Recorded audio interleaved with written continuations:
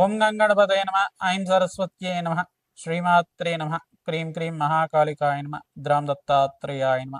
ఓం నమ శివాయ శివాయ గురువే నమ. శ్రీరామ జయ రామ జయ జయ రామ రామాయ నమో నమ. ఓం నమో భగవతి మేధా దక్షిణామూర్తి మహ్యం మేధాం ప్రజ్ఞాం ప్రయచ్చ స్వః. క్లీం కృష్ణాయ గోవిందాయ గోపీజనవల్లభాయ శ్రీకృష్ణ పరబ్రహ్మణే పరంజ్యోతిషే నమో నమో నమః. జయ గురు దత్తాత్రేయాయ నమ. శ్రీమాత్రే నమ. యూట్యూబ్ ప్రేక్షకులకందరికీ కూడా నమస్కారం అండి. నేను పాలపర్తి గురునాథ సినిమా జ్యోతిషం వాస్తు సిద్ధాంతిని మీకంతా కూడా గోచారరీత్యా గ్రహాల యొక్క స్థితిగతి సంయోగం వాటి ప్రభావం అంతా కూడా విశ్లేషణ చేయడం జరుగుతుంది. ప్రధానంగా ఈ రోజున చెప్పబోయే టాపిక్ ఏంటంటే కంటెంట్ అంతా కూడా 2026 ఆంగ్ల సంవత్సర ఫలితాల్లో భాగంగా శని రాహు కేతు మరియు బృహస్పతి యొక్క ఫలితాలంతా కూడా మేషాది ద్వాదశ రాశుల వాళ్ళకి ఎటువంటి ప్రభావం చూపిస్తుంది. ప్రధానంగా ఈ యొక్క 3 గ్రహాల కన్నా అత్యంత శుభమైన ఫలితాలు బృహస్పతి అంతా కూడా ఇచ్చే పరిస్థితి అంతా కూడా కలుస్తుంది. ప్రధానంగా చూసుకుంటే గోచారరీత్యా బృహస్పతి అంతా కూడా రాజయోగ కారకుడిగా మారబోతున్నారు. బృహస్పతి అంతా కూడా అనుగ్రహం వల్ల ఉచ్చస్థానంలో బృహస్పతి మార్పు అంతా కూడా రాజయోగ కారణంగా మారుతుంది. గోచారరీత్యా మేషాది ద్వాదశ రాశుల వాళ్ళకి ప్రధానంగా చూసుకుంటే గోచారరీత్యా గ్రహస్థితి అంతా కూడా ఈ రకంగా ఉంది. మీనంలో శని యొక్క సంచారం జరుగుతుంది. ప్రధానంగా రాహు యొక్క సంచారం అంతా కూడా చూసుకుంటే కుంభరాశిలో, కేతు యొక్క సంచారం అంతా కూడా చూసుకుంటే సింహరాశిలో సంచారం జరుగుతుంది. ప్రధానంగా గోచార చక్రవశాత్తు ప్రధానంగా ధనుస్సు రాశిలో అంతా కూడా చతుర్గ్రహ కూటమి జనవరి 1వ తారీఖు నుంచి ప్రారంభమయ్యి ప్రధానంగా సూర్య బుధ అంగారకుడు మరియు శుక్రుడి యొక్క కలియుగతోటి చతుర్గ్రహ కూటమితో ప్రారంభమవుతుంది.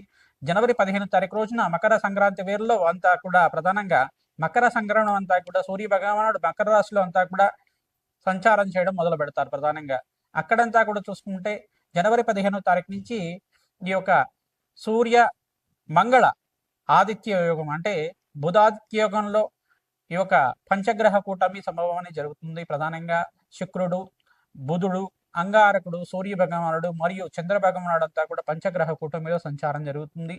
మరియు ఫిబ్రవరి 23 తర్వాత ప్రధానంగా చూసుకుంటే ఈ యొక్క కుంభరాశిలో అంతా కూడా రాహుతో పాటు 5 గ్రహాలన్నీ కూడా ఈ 5 గ్రహాలన్నీ కూడా సంచారం జరుగుతుంది. ప్రధానంగా చూసుకుంటే షష్టగ్రహ కూటమి అంతా కూడా సంభవం జరుగుతుంది ఫిబ్రవరి 23 ఆ తారీఖులో అంతా కూడా 2026లో. ప్రధానంగా ఈ యొక్క చతుర్గ్రహ కూటమి, త్రిగ్రహ కూటమి, పంచగ్రహ కూటమి, షష్టగ్రహ కూటమి అంతా కూడా గోచారరీత్యా ఉండే గ్రహాల యొక్క సంయోగము వాటికి భ్రమణం మేరకు మాత్రమే అంతా కూడా ప్రభావం చూపిస్తూ ఉంటాయి.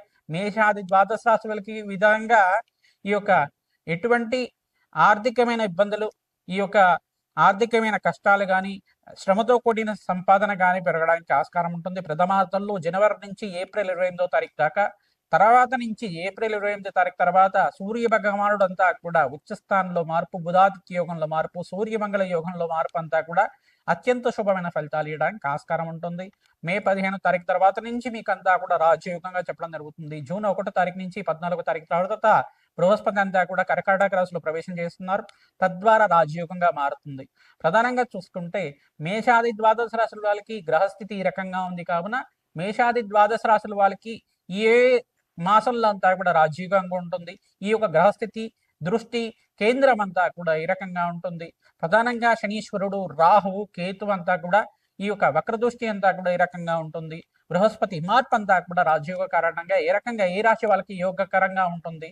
వివాహాది శుభకార్యాలు జరగడానికి కానీ, రాజయోగ కారణం కానీ, ధనయోగాలు సిద్ధించడానికి కానీ, ధనధాన్యాది సమృద్ధి కలగడానికి కానీ రాజయోగ కారకుడిగా బృహస్పతి అనుగ్రహం వల్ల ఎటువంటి రాజయోగాలు, ధనయోగాలు, విపరీత రాజయోగాలు అంతా కూడా సిద్ధించడానికి ఆస్కారం ఉంటుంది. అత్యంత శుభమైన ఫలితాలు ఇవ్వడానికి ఆస్కారం ఉంటుంది. నవగ్రహాల యొక్క అనుగ్రహం మేరకే మానవ జీవిత విధానం అంతా కూడా ఉంటుంది కావున ప్రధానంగా నవగ్రహాల అనుగ్రహం కోసం అంతా కూడా ప్రతినిత్యం కూడా నవగ్రహారాధన చేయడం శ్రేష్టమైన ఫలితాలు పొందుతూ ఉంటారు. ప్రధానంగా చూసుకుంటే ఈ యొక్క గ్రహస్థితి ఈ రకంగా ఉంది కావున గోచారరీత్యా గ్రహాల యొక్క సంయోగము వాటి ప్రభావం అంతా కూడా సంపూర్ణంగా విశ్లేషణ చేసి మీకంతా కూడా 2026లో రాజయోగం వచ్చే విధంగా మీకంతా కూడా పరిష్కారం చెప్పడం జరుగుతుంది.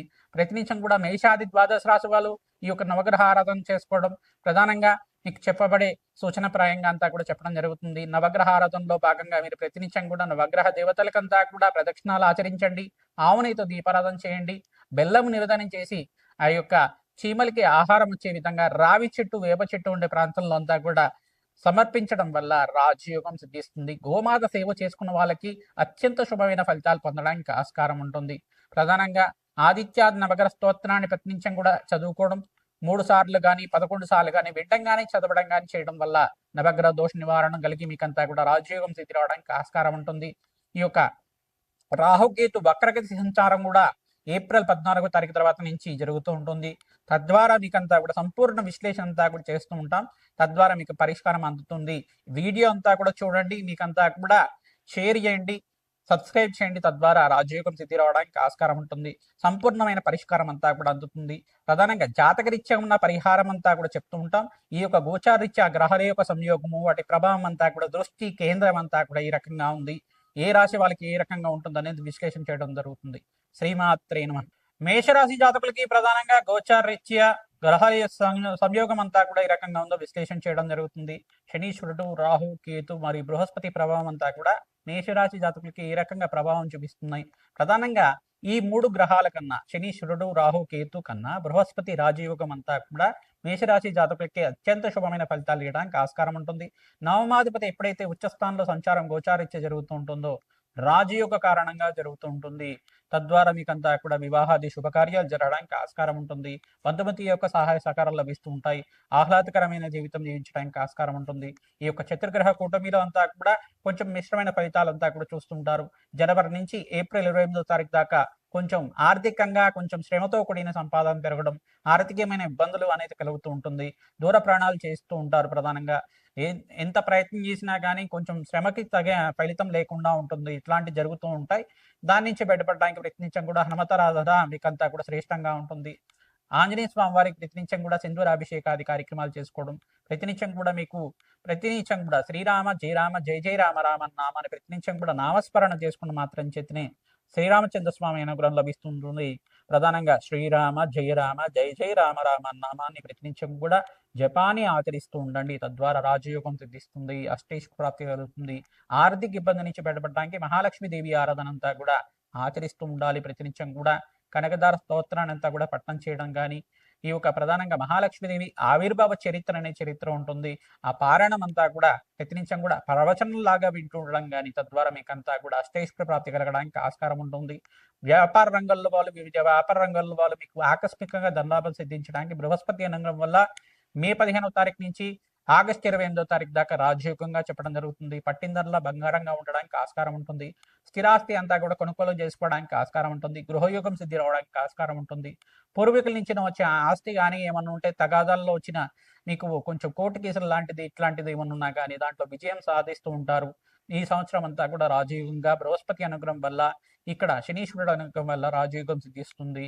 ఏళ్ళనాటి శని ప్రభావంలో ఉన్నారు కానీ మీరు ప్రతినిత్యం కూడా ఈ యొక్క శనీశ్వర ఆరాధన చేసుకోవడం, మంచి ఫలితాలు పొందడానికి 19 శనివారాల దాకా తైలాభిషేకం చేయించుకోవడం, తెలలు దానం చేయడం, కూష్మాండ దానం చేసుకోవడం, కాలభైరవ ఆరాధన చేసుకోవడం వల్ల రాజయోగం సిద్ధిస్తుంది. కాలభైరవ ఆరాధనలో భాగంగా మేషరాశి జాతకులు విశేషంగా కూష్మాండ దీపాన్ని వెలిగిస్తూ ఉండాలి. తద్వారా విశేషమైన పుణ్య ఫలితం పొందుతూ ఉంటారు. కూష్మాండ దీపం అంతా కూడా చూసుకుంటే ఈ యొక్క ఉప్పునంతా కూడా తీసుకుని ఒక పళ్ళెల్లో వేసి ఆ యొక్క కూష్మాండ దీపాన్ని అంతా కూడా వెలిగించి అక్కడంతా కూడా ఈ యొక్క కాలభైరవ అష్టకాన్ని కానీ, ప్రధానంగా ఖడ్గమాల స్తోత్రాన్ని కానీ పఠనం చేసుకోవడం వల్ల మంచి ఫలితాలు పొందడానికి ఆస్కారం ఉంటుంది. రావి చెట్టు, వేప చెట్టు ఉన్న ప్రాంతం దగ్గర, జమ్మి చెట్టు ఉన్న ప్రాంతం దగ్గర ఆవునేతో దీపారాధన చేయండి. ప్రతినిత్యం కూడా నువ్వుల నూనెతో దీపారాధన చేయడం వల్ల విశేషమైన పుణ్య ఫలితాలు పొందడానికి ఆస్కారం ఉంటుంది. ప్రతినిత్యం కూడా గోమాత సేవ చేస్తూ ఉండాలి. తద్వారా రాజయోగాన్ని సిద్ధిస్తూ ఉంటారు. గోమాతకంతా కూడా పచ్చిక తెలగపిండి గ్రాసాన్ని ప్రతినిత్యం కూడా సమర్పించి ఈ యొక్క 11 ప్రదక్షిణాలు కానీ 27 ప్రదక్షిణాలు కానీ ఆచరించడం వల్ల కార్యసిద్ధి, కార్యజయం కలగడానికి ఆస్కారం ఉంటుంది. ప్రతినిత్యం కూడా మహాగణపతికి ప్రీతికరంగా ఉండ్రాళ్ళని నివేదన చేయడం వల్ల విశేషమైన పుణ్యప్రాప్తి కలుగుతుంది. విఘ్నాలన్నీ కూడా తొలగిపోయి, ఆటంకాలన్నీ కూడా తొలగిపోయి మీకంతా కూడా మహాగణపతి అనుగ్రహం వల్ల మీకంతా కూడా కార్యసిద్ధి కలగడానికి ఆస్కారం ఉంటుంది. శ్రీమాత్రే నమః.